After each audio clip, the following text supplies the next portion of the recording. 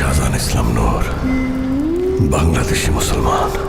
ঈদ উল ফিতরে মুক্তির অপেক্ষায় থাকা সিনেমাগুলোর ভিড়ে প্রথম ঝলকেই চমক দেখালো নির্মাতা রেদওয়ান রনির ছবি দম। ৫৫ সেকেন্ডের ফার্স্ট লুক টিজারেই অনেকের মনে জেগেছে প্রশ্ন, এটা কি সত্যি আমাদের দেশের সিনেমা নাকি হলিউডের কোনো ছবির দৃশ্য? এমন ভাবনাই যেন নতুন করে কৌতূহল বাড়িয়েছে দর্শক মহলে।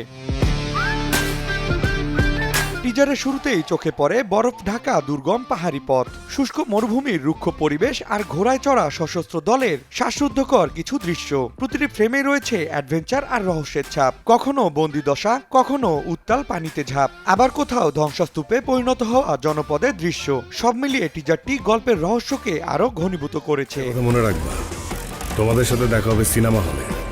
টিজারটির শেষ মুহূর্তে জ্বলন্ত লোকালয়ের মধ্য দিয়ে হেঁটে আসতে দেখা যায় জনপ্রিয় অভিনেতা আফরান নিশোকে। এ সময় তার কণ্ঠে ভেসে ওঠে শক্তিশালী এক সংলাপ, আমি শাহজাহান ইসলাম নূর, বাংলাদেশি মুসলমান, মনে রাখো। মনে রাখো।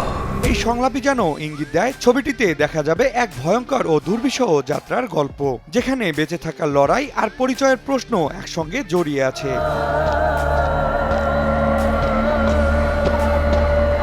সত্য ঘটনা অবলম্বনে নির্মিত এই সিনেমার মাধ্যমে দীর্ঘ বিরতির পর আবারও পরিচালনায় ফিরছেন জনপ্রিয় নির্মাতা রেদওয়ান রনি। ছবির কেন্দ্রীয় চরিত্রে রয়েছেন আফরান নিশো। এছাড়াও গুরুত্বপূর্ণ বিভিন্ন চরিত্রে অভিনয় করেছেন চঞ্চল চৌধুরী, পূজা চেরি ও ডলি জহুর। সিনেমাটির বড় অংশের শুটিং হয়েছে কাজাখস্তানের বিস্তীর্ণ লোকেশনে, বাকি অংশের কাজ সম্পন্ন হয়েছে বাংলাদেশে। আন্তর্জাতিক মানের লোকেশন, চমকপ্রদ ভিজুয়াল আর রহস্যে ঘেরা গল্প, সব মিলিয়ে দম নিয়েই ইতোমধ্যে সামাজিক মাধ্যমে তৈরি হয়েছে ব্যাপক আলোচনা ও উন্মাদনা। চলচ্চিত্রপ্রেমীদের বিশ্বাস, এমন ভিজুয়াল আর গল্পের উপস্থাপন যদি পর্দায় সঠিকভাবে ধরা পড়ে, তবে দম হতে পারে বাংলাদেশের সিনেমার জন্য নতুন এক মাইলফলক। Desk report, news 24।